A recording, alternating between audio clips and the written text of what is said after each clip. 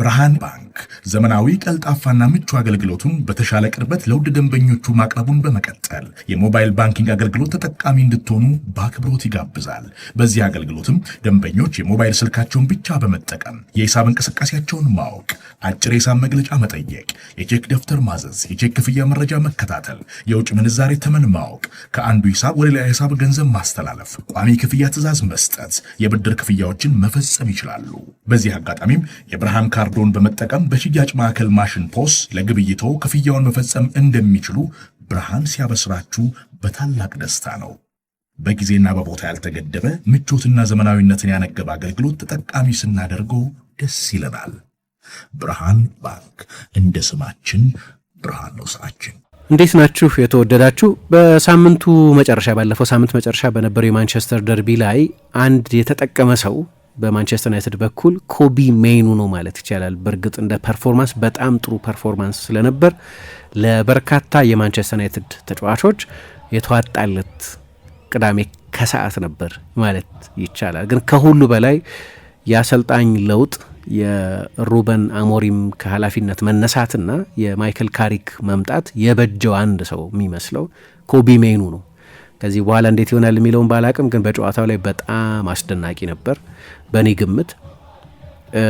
ግን ስለ ሩበን አሞሪምም ተመልሰን አንዳንድ ነገሮች እንድናይ የሚያስገድደን ይመስለኛል። ሩበን አሞሪም ይህንን ተጫዋች በተመለከተ የሚፎካከረው ከብሩኖ ፈርናንዴዝ ጋር ነው ብሎ አስተያየት ይሰጥ ነበር። ብሩኖን ደግሞ ማስቀመጥ አይቻልም። በቀደም ማንቸስተር ዩናይትድ 68.2% የኳስ ቁጥጥር ብልጫ በማንቸስተር ሲቲ ቢወሰድበትም ግን ደግሞ የአማካይ ክፍሉ ኮምፖዚሽን በጣም የተዋጣለት ነበር። አንድ ነጣቂ ነበራቸው ካሰሚሮ፣ አንድ ኤሊት ክሬቲቭ ተጫዋች ነበራቸው ብሩኖ ፈርናንዴዝ፣ ሁለቱን የሚያገናኝ ግሉ ደግሞ ነበራቸው ኮቢ ሜይኑ።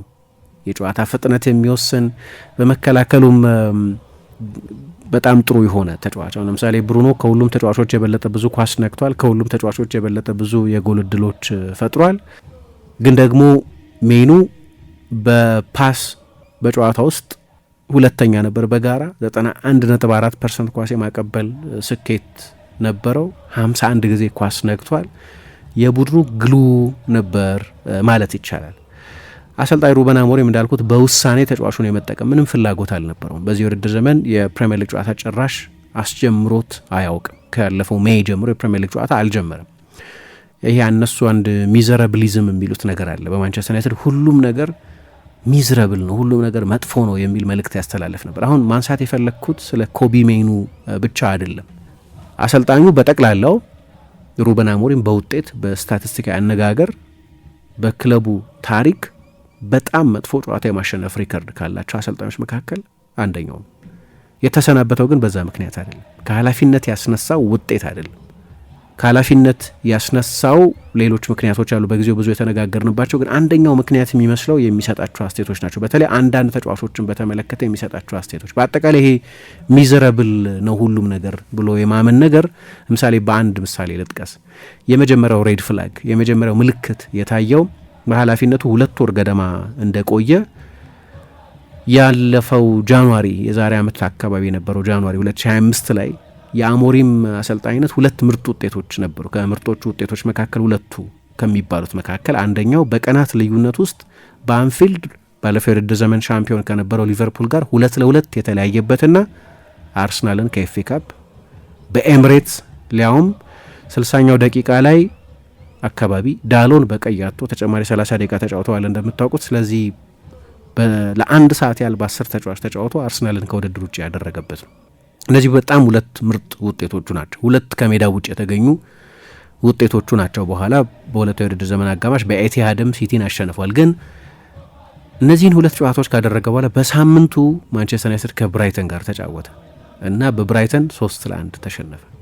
ከጨዋታው በኋላ we are the worst team probably in the history of Manchester United፣ መጥፎ ቡድንን ምናልባትም በማንቸስተር ዩናይትድ ታሪክ የሚል አስተያየት ሰጠ። አሁን ይሄ በጣም አስደንጋጭ ሪያክሽን ነው። ያለፉት 2 ዊኬንዶች ላይ አርሰናልን በኤምሬት ሊቨርፑልን በአንፊልድ ገጥሞ በጣም ጥሩ የተጫወተ በአንፊልድ ትልቅ ክሬዲት የሚሰጠው ያቻ ውጤት የነበረው ምናልባት ሃሪ ማጓየር ያንን አጋጣሚ ተጠቅሞ ቢሆን ኖሮ ሊያሸንፍ ይችል የነበረው ጨዋታን አርሰናልን በመለያ ምት አሸንፎ አልፏል። በብራይተን መሸነፍ አንድ ጨዋታ መሸነፍ ለምሳሌ ይህንን ያህል ሪያክሽን የሚጋብዝ ነው ወይ የሚል ጥያቄ እንድታነሱ ያደርጋቸዋል። ምክንያቱም ብራይተን ማንቸስተር ዩናይትድን ሲያሸንፍ ለመጀመሪያ ጊዜ አይደለም። ባለፉት 7 ዓመታት 7 ጊዜ ይህንን የውድድር ዘመን ደግሞ ከጨመርን በ8 ዓመት 8 ጊዜ ማንቸስተር ዩናይትድን አሸንፏል። ቢያንስ አንድ ጊዜ በፕሪሚየር ሊግም በካፕ ውድድሮች። አዲስ ነገር አይደለም። እንደ ዛሬ አክት ታደርጋላችሁ ወይ? በታሪክ ምርጡ መጥፎ የማንቸስተር ዩናይትድ ቡድን ነው ወይ? የማንቸስተር ዩናይትድ ተፎካካሪዎች የማንቸስተር ዩናይትድ ዝቅ ማለት የሚያስደስታቸው የተጋጣሚ ቡድን ደጋፊዎችን ሚዲያው ሁሉ ተሳለቀ በዛ ጊዜ። ግን ደግሞ ተጫዋቾች ምን ነበር ይሆን የተሰማቸው ያን ጊዜ የሚለውን በተመለከተ ክሪስቲያን ኤሪክሰን አንድ ቃለ ምልልስ ሰጥቶ ነበር በቅርብ ጊዜ። በጭራሽ ጠቃሚ አልነበረም ብሏል። አንዳንድ ጊዜ በስሜት ምክንያት ሊባል የሚችል ነገር ይኖራል። ያንን ግን ክለብ ውስጥ ማስቀረት ያስፈልጋል። ወደ ሚዲያ ወጥቶ ለውጭ ሰው መናገር ጥቅሙ አይታየኝም። ያንን ኤክስትራ ሌብል ምን እንደሚጠቅም አላቅም። እናንተ መጥፎ ናቸው የሚባሉ ተጫዋቾች የመጥፎ የማንቸስተር ዩናይትድ ቡድን አባላት ናቸው የሚባሉ ተጫዋቾች ምን አይነት ሞቲቬሽን ይኖራቸዋል? አሰልጣኙ ወደ ፕሬስ ኮንፈረንስ በወጣ ቁጥር ሂር ዊ ጎ አጌን አናዘር ሄድላይን እንል ነበር፣ እንደገና ሌላ ርዕስ የሚሆን ነገር ሊናገር ነው በቃ እንል ነበር የሚል አስተያየት ሰጥቷል። ይሄ ከአሰልጣኙ ስንብት በፊት የተሰጠ የክሪስቲያን ኤሪክሰን አንድ ቃለ ምልልስ ነው። በጣም ፋሲኔቲንግ ይመስለኛል። አሰልጣኙ በተለይ እንደ ትምህርትም ሊሆነው ይችላል ወደፊቱ ሌላ ትልቅ ኃላፊነት የሚረከብ ከሆነ የፒአር ጉዳይ ላይ በጣም መጠንቀቅ ሳይኖርበት አይቀርም። ግን እኔ ትኩረቴ ይሄ ሚዘረብሊዝም ክለቡን በተመለከተ ብዙ የሚያሳጣቸው ነገሮች ስላሉ ነው። ክረምት ላይ አንድ ፕሮግራም የሰራን ይመስለኛል ይሄ የፒአር ጉዳይን በተመለከተ። አንዳንድ ተጫዋቾች ማንቸስተር ዩናይትድ ለምሳሌ የማይፈልጋቸው ተጫዋቾች አሉ። እነሱኑ ተጫዋቾች አሰልጣኙ አይረቡም እያለ ብዙሃን መገናኛዎች ላይ የሚናገር ከሆነ በራሱ በክለቡ አሰልጣኝ አይረባም የተባለን ተጫዋች ማን ማስፈረም ይፈልጋል? ለምሳሌ ከዚህኛው የብራይተን ጨዋታ ከጥቂት ቀናት በኋላ ማርከስ ራሽፎርድን ተጠባባቂ ወንበር ላይ ማስቀመጥ ጀምሮ ነበር። ለምንድን ነው የማይሰለፈው ተብሎ ተጠይቆ እሱን ከማሰልፍ የ63 ዓመቱን የማንቸስተር ዩናይትድ የግብ ጠባቂዎች አሰልጣኝ ጆርጅ ቪታልን ባሰልፍ ይሻለኛል የሚል አስተያየት ሰጠ። አሁን ይሄ ሪዲክለስ ነው። እንዲህ አይነት አስተያየት በየልምምዱ ላይ 100% ወይ ማክሲመሙን የማይሰጥን ተጫዋች አላጫውትም የሚል አስተያየት ሰጠ። አሁን በወቅቱ ማንቸስተር ዩናይትድ እንግዲህ ጃንዋሪ ነው ተጫዋቹን ለመሸጥ ወይ በውሰት ለመስጠት ፈቃደኛ ነበር። በቃ የራሽፎርድ ጉዳይ በሲስተም ሚስፊትነቱ ምክንያት በፎርሙ ምክንያት ተጫዋቹን በውሰት ለመስጠት ወይ ለመሸጥ እየሞከረ ነበር። አሁን ለመሸጥ አይደለም ኳስ ተጫዋች ማንኛውንም በሌላ ግብይት ውስጥ አንድ ሻጭ የራሱን እቃ እያዋደደ ነው የሚሸጠው እንጂ እያራከሰ አይሸጥም። ይሄ አይረባም እያለ ሊሸጥ አይችልም፣ ማንም አይገዛውም። እንደዛ ማድረግ እንደማለት ነው። እሱን ከማሰለፍ የ63 ዓመቱን የግብ ጠባቂዎች አሰልጣኝ ባሰለፍ አሁን ውጣ የማለት መንገድ ነው። ግን የሆነ ክለቦች በሱ ላይ አትራክትድ እንዳይሆኑ መልእክት ያስተላልፋል። ምን እያለ ነው አሰልጣኙ? ተግቶ እኮ ልምምድ የሚሰራ ሰው አይደለም ማርከስ ራሽፎርድ የሚል መልእክት እያስተላለፈ ነው። አሁን እንዲህ አይነት ሬፑቴሽን ያለውን ተጫዋች ማን ማስፈረም ይፈልጋል? ማርከስ ራሽፎርድ በጃንዋሪ አቬለብል ሆኖ ከአስቶን ቪላ ውጪ እሱን ለማስፈረም የፈለገ ክለብ አልነበረም። የእሱ ኤጀንቶች የጣሊያን ክለቦችን ወደ ጀርመን ሄደው እነ ቦሩሲያ ዶርትሙንድን አነጋግረዋል። ከአስቶን ቪላ በስተቀር ማንም ሊያስፈርመው አልፈለግም። ምክንያት አለው። ይሄ በአንድ በኩል ክለቦች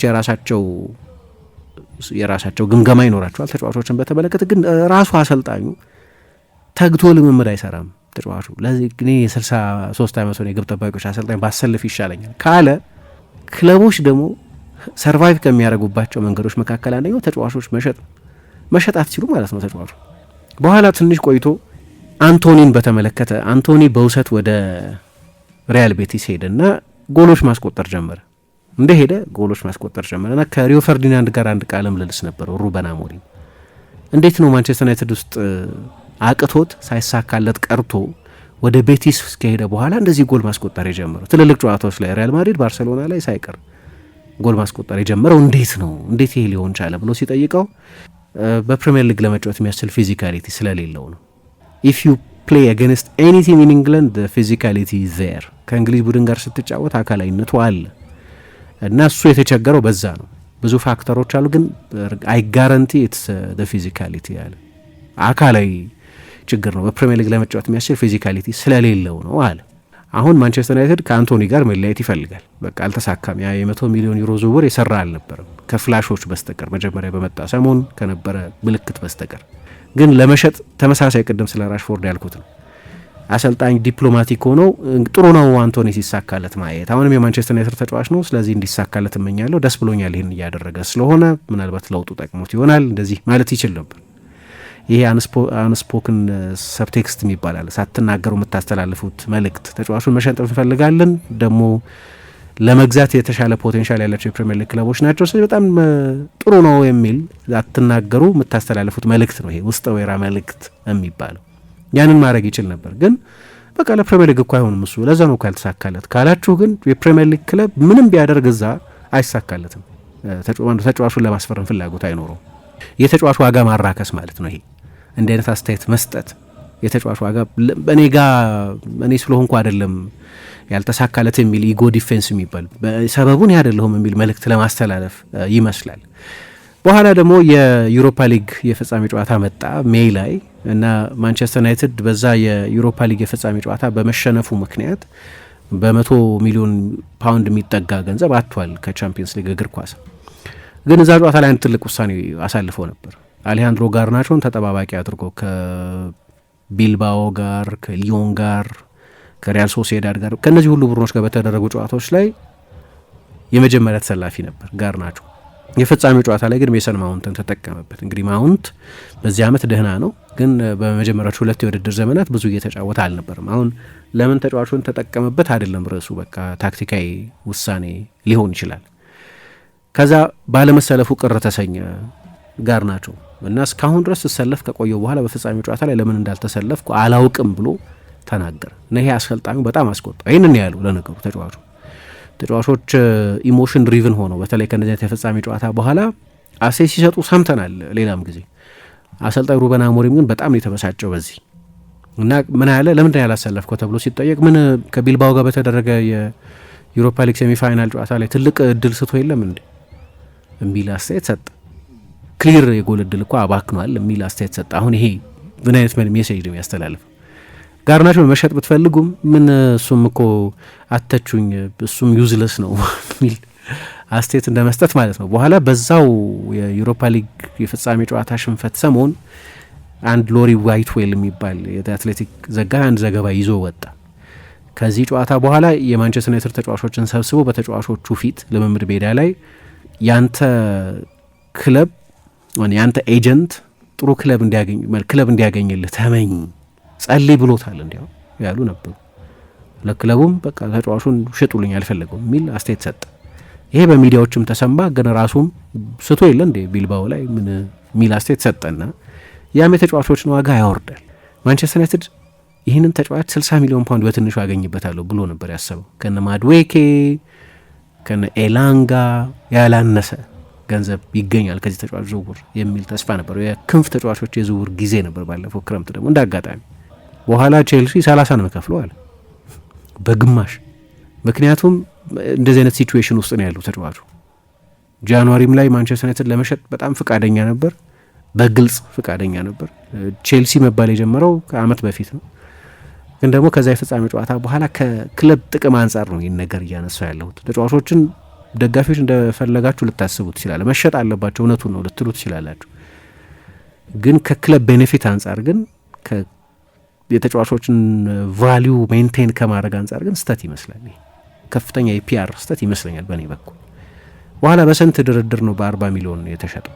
በ40 ሚሊዮን ፓውንድ ነው የተሸጠው። ሆም ግሮን ተጫዋች ነው፣ በማንቸስተር አካዳሚ ውስጥ ስለሆነ ያደገው። ሌሎቹንም ተጫዋቾች በተመለከተ ተመሳሳይ አስተያየት ይሰጥ ነበር። ለምሳሌ ኮቢ ሜኑን የፕሪሲዝን ጨዋታ እየተደረገ በጣም ቅርፍፍ ያለ ተጫዋች ነው አለ። ኢዝ ቱ ስሎ የሚል አስተያየት ሰጠ። ከሁለቱ አማካዮች አንዱ ሆኖ ለመጫወት ሌላም ጊዜ ሌላ አይነት አስተያየት ሰጥቶ ያውቃል።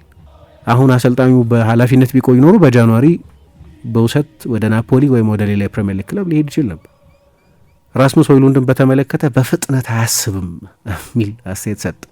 ቅርብ ጊዜ ደግሞ እንደምታስታውሱት ፓትሪክ ዶርጉን በተመለከተ ጭንቀታም ነው፣ ኳሲዝ ቱ አንክሸስ ነው የሚል አስተያየት ሰጠ። የማንቸስተር ዩናይትድ የአካዳሚ ተጫዋቾችን ሃሪ አማሰን፣ ቺዶ ኦቢን ኢንታይትልድ ናቸው እነሱ በቃ የመሰለፍ መብት አለን ምናምን ብለው የሚያስቡ ተጫዋቾች ናቸው የሚል አስተያየት ሰጠ። አሁን እኔ ይሄ ሁሉ ነገር ምናልባት ልምድ አጠር መሆን ሊሆን ይችላል። በማንቸስተር ዩናይትድ ሳይዝ ያለን ክለብ ሲያሰለጥን ለመጀመሪያ ጊዜ በመሆኑ ምክንያት ሊሆን ይችላል። ተመልሼ ሳየው ግን በጊዜውም በእርግጥ እንዳነሳ ነው አስታውሳለሁ፣ ግን ስህተት ይመስላል። ምክንያቱም ተጫዋቾችን አሰልጣኙ መልቀቅ እንኳ ቢፈልግ መሸኘት እንኳ ቢፈልግ የበለጠ ሴንስብል የሆነ ሃንድሊንግ አለ። የማትፈልጉትም ተጫዋች ቢሆን ለምሳሌ አስታውሳለሁ መጨረሻ ላይ አልሰራም፣ ግን ለምሳሌ ካልቨን ፊሊፕስን በተመለከተ ፔፕ ይናገር የነበረውን ካስታወሳችሁ ካልቨን ፊሊፕስን ያልተሳካው በእኔ ምክንያት ነው ነበር የሚለው። እኔ ነኝ ያላሰለፍኩት፣ አመጣሁት ግን ሮድሪ ያለ ቦታው ላይ በእርግጥ ግን ያልተሳካው በብቃቱ ምክንያት አይደለም በእኔ ምክንያት ነው ይል ነበር። እና ይሄ የተጫዋቹን እንደማያሰልፈው ግልጽ ነው፣ ግን የተጫዋቹን ዋጋ ሜንቴን የማድረግ ፍላጎት ስላለም ነው። ያው በተግባሩ ታዩታላችሁ ተጫዋቹን አያሰልፈውም። ስለዚህ መልእክቱ እሱ ሊሆን ይችላል ጠንካራው መልእክት። ግን የበለጠ የተጫዋቾችን አስፈላጊነት ፕሪዘርቭ የምታደርጉት በሚዲያ የበለጠ የፒአር ብልህነት ሲኖር ነው። እና ይህን ለማንሳት ነው አሁን ከአሰልጣኙ ስንብት በኋላ ለማንሳት ጠቃሚ ጊዜ ጥሩ ጊዜ ነው ብዬ ስላሰብኩ ነው። ብርሃን ባንክ ዘመናዊ ቀልጣፋና ምቹ አገልግሎቱን በተሻለ ቅርበት ለውድ ደንበኞቹ ማቅረቡን በመቀጠል የሞባይል ባንኪንግ አገልግሎት ተጠቃሚ እንድትሆኑ በአክብሮት ይጋብዛል። በዚህ አገልግሎትም ደንበኞች የሞባይል ስልካቸውን ብቻ በመጠቀም የሂሳብ እንቅስቃሴያቸውን ማወቅ፣ አጭር የሂሳብ መግለጫ መጠየቅ፣ የቼክ ደብተር ማዘዝ፣ የቼክ ክፍያ መረጃ መከታተል፣ የውጭ ምንዛሬ ተመን ማወቅ፣ ከአንዱ ሂሳብ ወደ ሌላ ሂሳብ ገንዘብ ማስተላለፍ፣ ቋሚ ክፍያ ትዕዛዝ መስጠት፣ የብድር ክፍያዎችን መፈጸም ይችላሉ። በዚህ አጋጣሚም የብርሃን ካርዶን በመጠቀም በሽያጭ ማዕከል ማሽን ፖስ ለግብይቶ ክፍያውን መፈጸም እንደሚችሉ ብርሃን ሲያበስራችሁ በታላቅ ደስታ ነው። በጊዜና በቦታ ያልተገደበ ምቾትና ዘመናዊነትን ያነገበ አገልግሎት ተጠቃሚ ስናደርገው ደስ ይለናል። ብርሃን ባንክ እንደ ስማችን ብርሃን ነው ስራችን።